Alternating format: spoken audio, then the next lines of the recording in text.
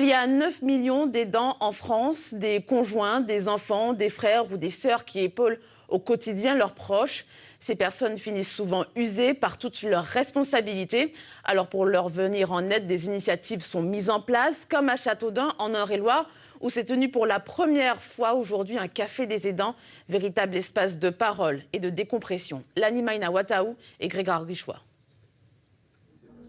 Il est souvent bien difficile de savoir que l'on est un aidant, surtout dans le cadre familial. Un terme nouveau qui désigne un rôle assumé la plupart du temps par un proche. Mais même s'il est assumé, il n'en reste pas moins usant. Arrivée à bout de souffle, Véronique est venue demander des conseils et si possible une assistance. C'est pas parce que je suis aidant que j'ai besoin d'être aidée.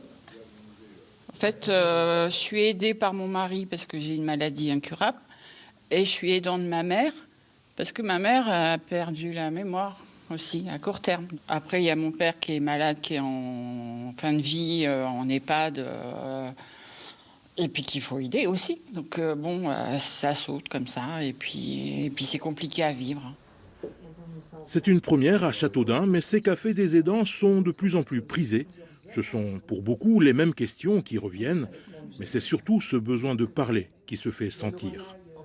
Mais c'est un long chemin en fait, de se rendre compte qu'on est aidant, et souvent on s'en rend compte quand on est déjà dans un état de fatigue ou d'isolement ou de ces choses-là qui permettent de dire « Ah oui, il y a un problème en fait ». De ces espaces de partage émanent des fois des situations d'urgence, et c'est tout l'intérêt, ciblé pour aider de manière efficace. On va se rendre compte qu'il y a un besoin qui est plutôt matériel. Je ne sais pas moi, quelque chose qui va nous aider à déplacer une personne d'un endroit à l'autre pour améliorer la mobilité, pour améliorer la façon dont on peut faire sa toilette ou faire une toilette. Voilà. L'association Famille Rurale a mis en place 5 cafés de ce genre en Eure-et-Loir et compte en ouvrir un autre prochainement à Nogent-le-Rotrou.